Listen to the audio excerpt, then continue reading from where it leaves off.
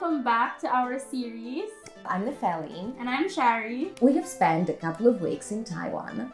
As you can see in our first video, you can link it below. And we have done a lot of activities and a lot of sightseeing. We did so many things, yeah. And if we put it all in this one video, like it'll take way too long. So what we're going to do is we're going to divide the video into two. For this video, we're just going to talk about like some of the notable places that we've been to. And for the next video, we'll talk about like some of the fun activities that we've been doing. And you're lucky, yeah, or failing at, and you're in luck because we actually have video footage of everything. So we'll take you guys along with us as we go to these places and do these activities. So hop on. The first place we went to is the Linbian market. It is a morning market. This is basically a place where people go and get groceries and get their general shopping, I would say, food shopping mainly. It's the traditional market, so it's just out in the open. People have like these stalls and they sell, different kinds of merchandise. So there's food, fruits, there are some electronic stores even. For me, like, I wasn't really that surprised when we went there because it looks a lot like the markets in the Philippines. Like, it's pretty similar to Greece as well. One thing that I noticed is that people had a lot smaller stalls. They were like 1 meter stalls that had one specific product.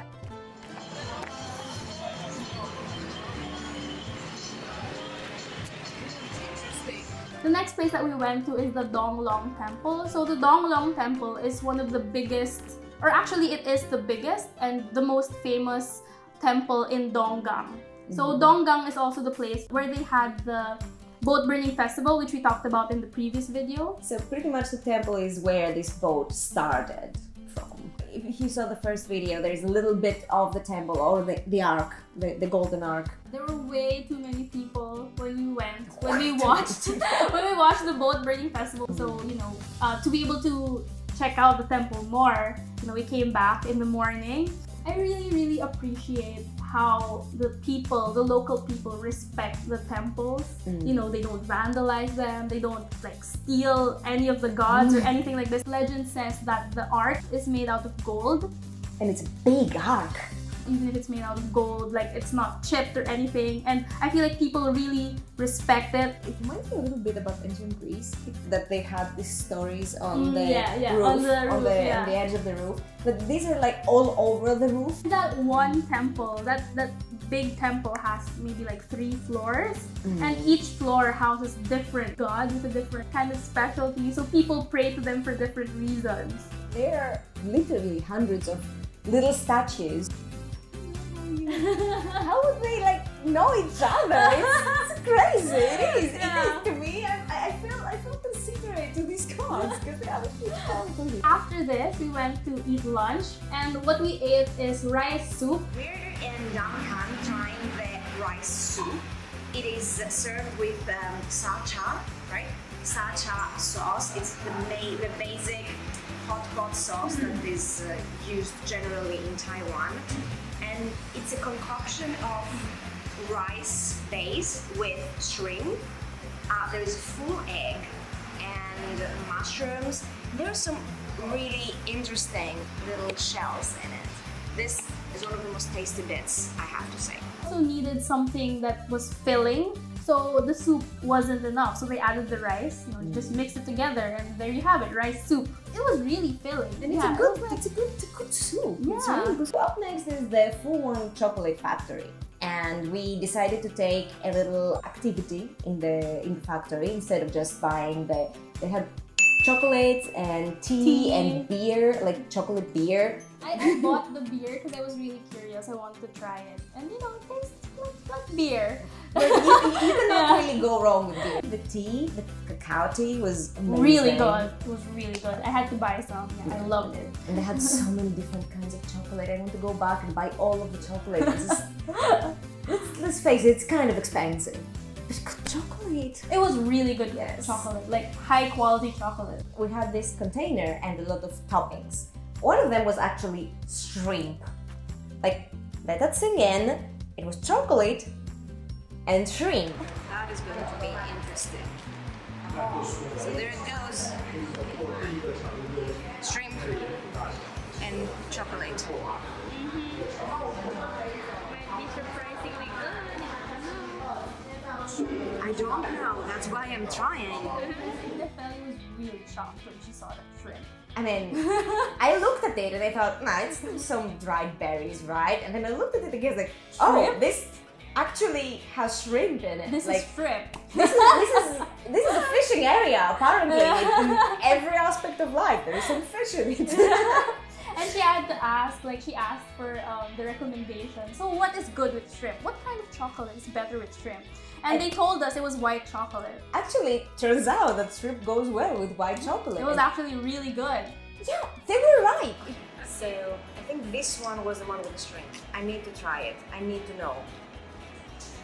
What the basic one? Look, cute.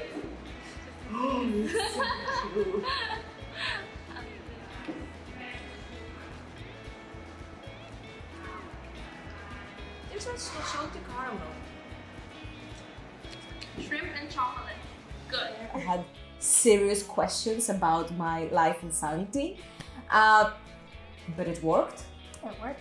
It was very nice. So it makes for an ugly, cute Gift. ugly gift Yes, it for depends somebody. on how well you can decorate chocolate. Exactly. And if you're not a cook or I guess a confectionery Yeah. specialist, you probably will make a cute gift for somebody. Or just eat the chocolate because it's delicious. Yeah. And we would really love to do that. But There is a big but. There's a big but here. so essentially, you could make your own anything. You could mix whatever you wanted. So you make Freestyle. like these 6 different little chocolates, right? And then they freeze it so you can take it home. So that's what we did. So let's pack these and put them back because I want to eat some tomorrow as well. I will put it in and put this little guy on top and cherish them and be so happy that I made them.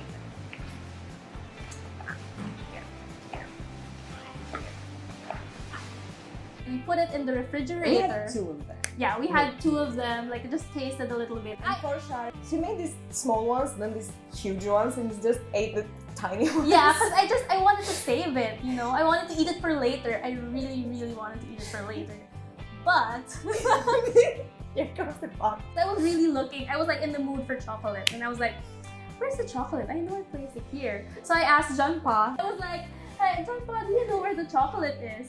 And he was just like, he was telling me mayo, like he was saying gone, like gone, and I'm like, gone. He was like, like, and I was like, oh, you ate it already. Well, basically what happened is that the chocolates were really good. And we placed them in a fridge that has like sort of communal snacks. So if somebody wants to snack, can go to that fridge, right? And well, somebody wanted to snack before we did. okay. I don't feel bad about it. Champagne is so Yeah, he's so nice. So you know, like, I didn't really hold a There are no grudge. hard feelings. There's no hard feelings now. When we found out about the missing chocolates, it was slightly funny. I have to say. For me, it was. I mean, for you, it was a bit of an emergency type, but for me, it was slightly funny. Those chocolates though, I like hard them. Yeah. The next place we went to is the Donggang night fish market. Basically, it's a market that the fishermen from the fishing pools and the fishermen from the ocean bring their fish for the restaurants to buy for the day. The fishing pools actually ship small-sized pools with their fish to sell. And this happens every single day at 1 a.m. in the morning. So yeah, it's Somebody woke up at 2 o'clock in the morning. oh to god, go it and was see that really happening. early. There's a little market in one side, and Yeah. right next to it there is this Stalls. restaurant area Yeah. where a lot of restaurants selling fish Mhm. and actually sashimi and sushi are. So after the night fish market, you know, it ended at 4. So we went home, took a nap, then we went back for lunch to the seafood stalls. We had sashimi and sushi, and it was just It was so good. So good. I mean, have you been to Japan? yeah. Both of us haven't been to Japan, but out of like all of the sushi and sashimi I've ever eaten, like hands down, the best was at that stall. You cannot get fresher fish. It was really, really delicious. We mentioned in the past vlog that the area that we're living at is Linbian. It's actually like a tiny township. It's not that big. Well, and we took... Sorry, I will stop you here. When we're talking about tiny township, don't think European tiny. European tiny is 50 people. This is Asian tiny, and this is a few thousands of people. It's like... Okay. So by the standards of the towns here in Taiwan, Linbian is really tiny. It's not a very well-known area. We had like a biking tour around it, so we just took bikes. We went around, we went to the main city, we went to the downtown, we went to the many different areas of Linbian. And I was surprised to see that, oh, like, even though it's considered a tiny town, it actually has a lot of things that you can see. And we almost died from kindness. So, I'm not really a master at biking yet. I only learned to bike literally this October in Taiwan and in Linbian as well. So like pretty much every single time I go to bike, it's a practice session for me. How's that? Watch me struggle. That's exactly what we're doing, aren't we? Oh God. I'm still not that good at like starting and stopping and braking and all of that. And what happened was, I can only do like the actual biking. Everything else I can't do properly. Nefeli, who knows how to bike, he was in front of me, I was behind, and so, you know, we were just biking along. And one of the locals, like this really nice lady, was on a motorcycle, was on a scooter, and she like went beside Nefeli and started chatting with her. It's like, she was chatting with me, but I could not chat back. Yeah, she was like, so oh. I'm really happy you want to talk to me and you look like an amazing great lady. I just don't understand you. One slice of my vision and my peripheral vision, I could see the wheel of Shari's, the front wheel of Shari's bike being really close. And the motorcycle was slowing down because I was slowing down. And then Shari was trying to slow down. But I didn't know how.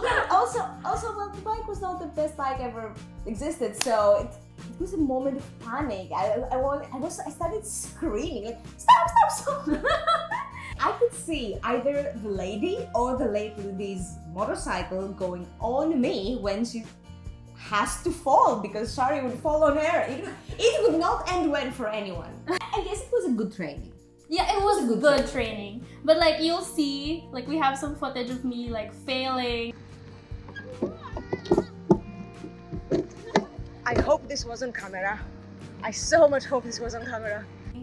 We also have a lot of footage of her cycling, so generally on these videos, don't believe everything Shari says. She is just very modest. And with this, we arrived to the Fuji house, which is not the Fuji film house, that's a different one, that's from Japan. This is the Fuji house from the area. It's an old house basically that has been preserved, so you know it's very traditional, made out of, you know, bricks and everything, and it's lasted until now. I think they preserved it to highlight the capabilities of the person who made it. The Fuji family, they were really good entrepreneurs, so that's what they really tried to highlight with this. Yeah. Which is also pretty nice. It was not like some war hero or something. We got to see, you know, what the old rich houses were like.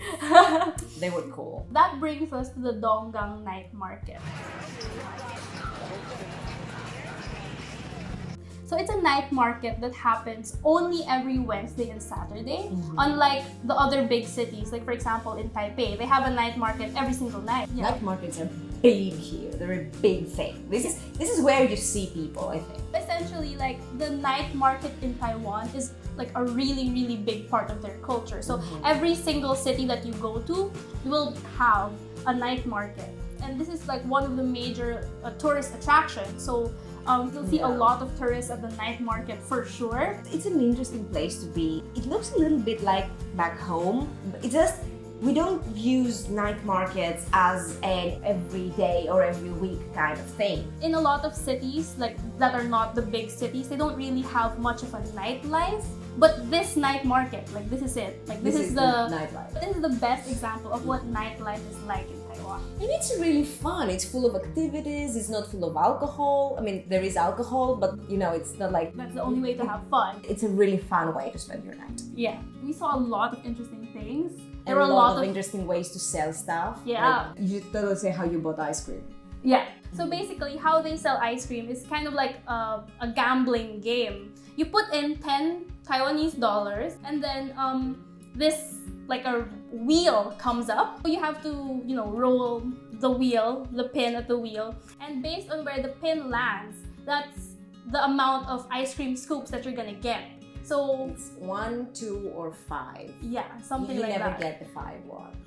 It's just only one pin for the 5 one, and a lot of one. 35 pins. Yeah. So I don't think that anybody ever got the 5 one. Maybe, you know, if they're really lucky. Yeah, maybe. Yeah. I was only able to get 1 scoop, but the lady at the stall was so nice. She gave me 2. There were other games like like targets where you throw darts or you shoot with a little BB gun. Yeah, like at balloons or targets. Or the cranes. Crane machines are super huge in Taiwan. Like they're literally everywhere. Where? I've stayed in Taiwan for like more than 2 months now, and I've never tried. When we went to the night market, I said it's time. You know, I was trying to get this really cute toy, but I failed. These really interesting steaks with tomatoes and strawberries dipped in it's caramel. Delicious. I've yet to try that. It's delicious. I've tried it. I have had a lot of big promises here from somebody, and I'm not gonna say who. We will judge that. Yeah. I will let you know. Very interesting detail about the markets is how they had fresh fruit. Back home, you will usually get fried food or you will get some sweets or drinks. But we never had actually something really, you know, natural and fresh. No? We don't have that in the... Maybe because night markets are very seasonal. Yeah. It has a lot of healthy food and I didn't expect you to have any healthy food at all. Yeah. I did not expect any healthy options. Like the juice stall with a really happy guy. It was real. It was real juice, like real fruit. Yeah, he had the oranges. And actually there are green oranges that sounded super sour and horrible to me. But they're ripe, just green. Yeah. In color. It's like, called dalandan. Yeah, basically there are oranges that are not orange. Yeah. That's what I'm trying to say. They exist. Yes. I was shocked too. But we have a lot of those in the Philippines too. It's just the area. Yeah. This area of the world has a lot of green oranges. So these are the like notable places, notable food that we tried, and it was really fun. Like I found it incredibly, you know, eye-opening and interesting. Yeah, and interesting. Yeah, and funny too. There are a lot of funny moments. Watch out in our next vlog. We're gonna talk about the different activities this time that we tried. So in Linbian and Donggang and Dapeng, there's a lot of water activities, water sports. There's a lot of water. Yeah. So yeah, watch out for those. Bye. See you in the next one.